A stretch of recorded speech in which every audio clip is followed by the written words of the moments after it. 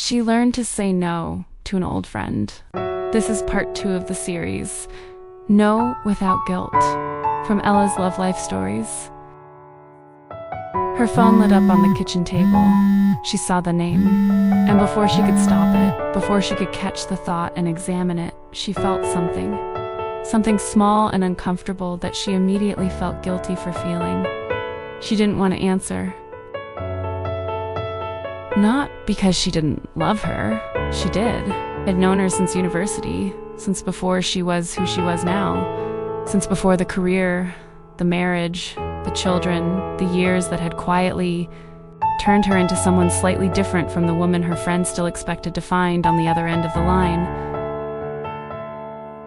She picked up on the 4th ring. She smiled. She said all the right things. And somewhere on the inside, she started the clock. If you have ever done that, smiled at a name on a screen while bracing yourself for what comes next, this story is for you. Her name's Clara. She is 46. She and Jess had been friends for 23 years. They had met in their first week at university, bonded over a shared dislike of their dormitory kitchen and a mutual love of a television program that no longer exists. They had been inseparable for years. They had been each other's constants through the things that change a person, relationships beginning and ending, parents aging, children arriving, careers shifting under their feet. But somewhere in the last 5 or 6 years, something had quietly changed. Not dramatically, not with a falling out or a betrayal or any of the things that would make it easier to name, just adrift. The kind that happens when 2 people grow at different speeds, in different directions, and neither of them quite notices until one day the gap is wide enough to feel.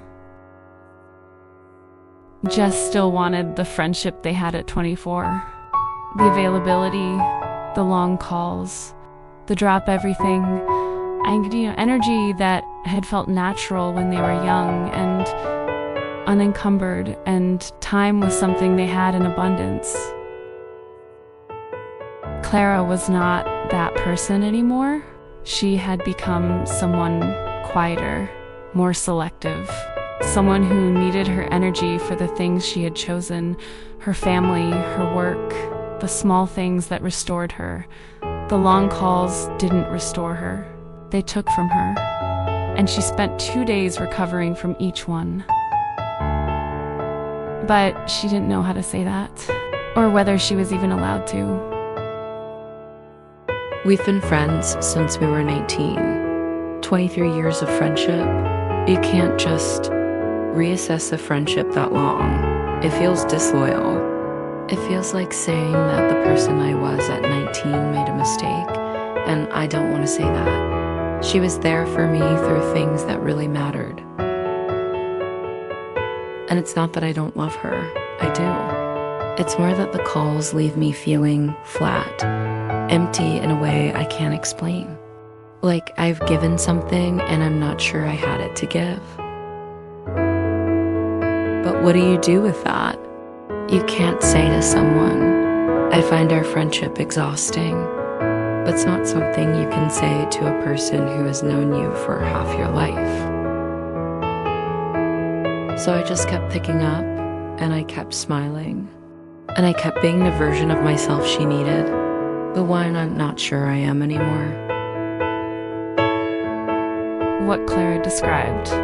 The feeling of giving something she doesn't have has a name. It's the cost of performing a version of yourself that no longer exists. And it is one of the most exhausting things a woman can do, because it requires constant effort, and it produces nothing. You leave the call depleted. The other person leaves feeling connected. The imbalance is invisible because you are very good at hiding it. You have been hiding it for years. Here's something most women don't say out loud about friendships. Not all of them are meant to last forever. Not in the same form. Some friendships are for a season of your life. Some are for a version of you that no longer exists. And there is nothing wrong with that. It is not a failure. It is just time. doing what time does. The question is not whether the friendship has changed. It clearly has. The question is whether Clara was allowed to acknowledge that, whether she was allowed to stop performing the 24-year-old version of herself for the benefit of someone who hadn't noticed that she'd grown. She had been taught, as most women are taught, quietly over decades, that loyalty means availability, that a good friend picks up, that a good friend shows up, that a good friend puts the other person's need for connection ahead of her own need for quiet. But loyalty is not the same as self-erasure, and showing up, truly showing up, requires having something left to give. Clara didn't have it anymore, and she needed to stop pretending that she did. The shift didn't happen in one moment. It rarely does with friendships. It happened over several months, in small increments, starting with something almost embarrassingly simple. She stopped replying on the same day. The first time I didn't reply for 2 days, I felt terrible. Like I had done something wrong, like I was punishing her, like I was being one of those people who just fades out. I have always hated those people, and suddenly I was worried I was becoming one. And then there was the other fear, the one I didn't want to look at directly. What does it say about me if I find a 23-year friendship too much? What does it say about who I've become? Am I colder now? Am I more selfish? Is this what getting older does? It just makes you care less about people. I didn't want to believe that about myself, so it was easier to just keep picking up, keep performing, keep being who she needed, because at least that version of me felt like someone I recognized. Let's stay with what Clara said. She was afraid that finding the friendship exhausting meant she had become colder, less caring, less capable of love. I want to offer a different possibility. What if it means the opposite? What if the fact that Clara can now feel the difference between a connection that nourishes her and one that depletes her? What if that is not coldness, but clarity? What if that is the hard-won self-knowledge that comes from actually paying attention to your own interior life? Something most women spend decades being too busy to do. Caring less is when you stop thinking about someone. Clara hadn't stopped thinking about Jess. She thought about her often. She wished the calls felt different. She mourned, quietly, the friendship they used to have. That is not coldness, that is grief. And grief is one of the most loving things a person can feel. The version of Clara that kept performing, that answered on the first ring and gave what she didn't have, that version was not more caring. She was just more afraid of being seen as uncaring. Those are not the same thing. Over the following months, Clara began to let the response times lengthen, with no drama, just naturally. She stopped treating Jess's messages as emergencies that required immediate attention. She started replying when she had something genuine to give, when she was in a place to be present, not just available. Jess noticed. Of course she noticed. She sent a message that said, "Is everything okay? I feel like you've been distant." Clara read it 3 times. And then she did something she had never done in 23 years of friendship. She told the truth. I didn't say everything I've said here. I wasn't that brave, but I said some of it.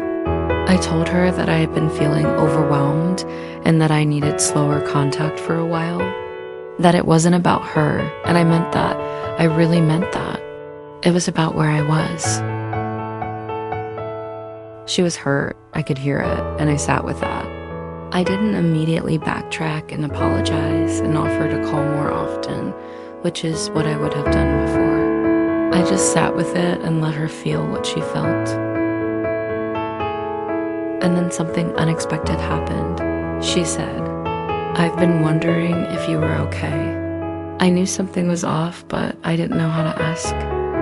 We had the most honest conversation we'd had in years. Maybe ever. I don't know what the friendship looks like now. It's different, it's slower, it's more careful. But for the first time in a long time, it feels real. It feels like me and her, not me performing me for her. I didn't lose the friendship. I found a version of it that I can actually be in.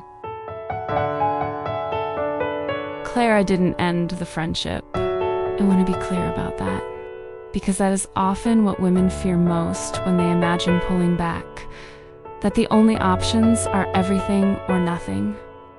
They are not. There is a great deal of space between those two things. And in that space is where the friendship Clara has now lives. Quieter, less frequent, more honest, and sustainable in a way the old version simply wasn't. But something else happened that Clara didn't anticipate.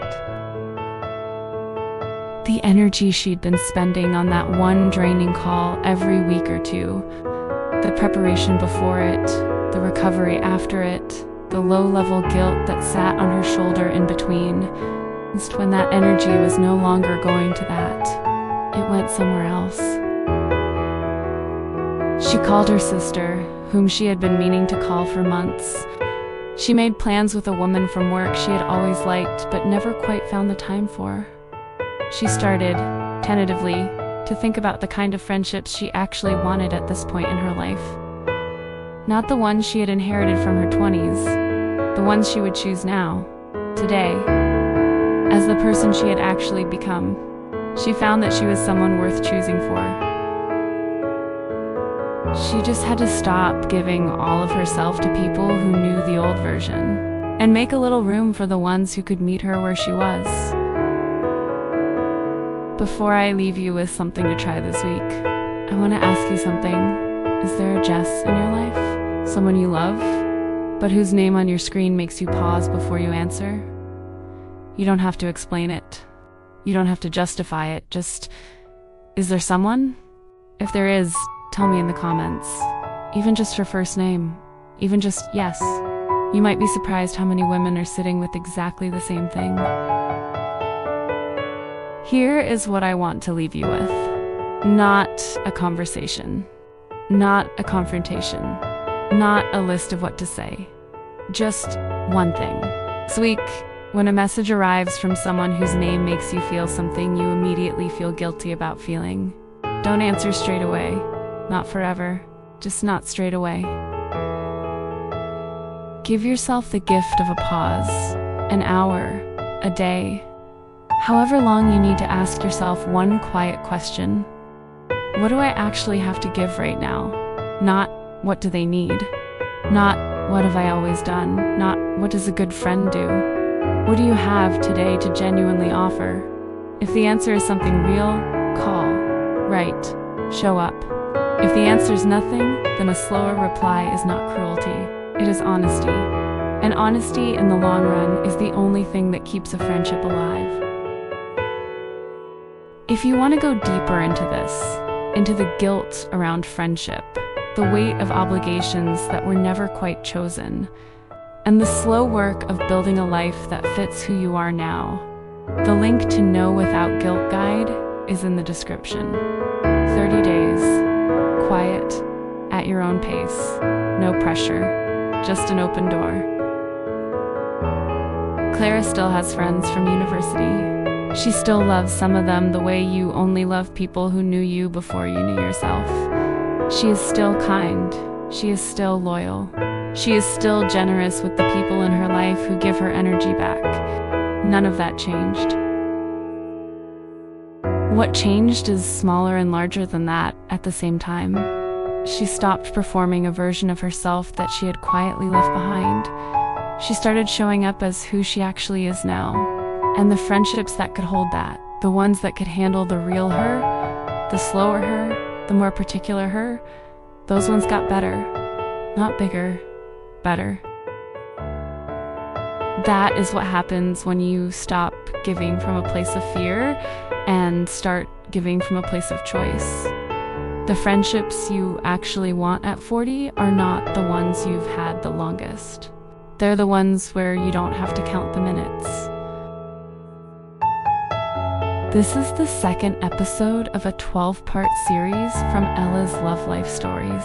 Over the coming weeks, we will follow women like Clara in their workplaces, their families, their friendships, and their own quiet interiors as they learn one small no at a time to reclaim their time, their energy, and themselves.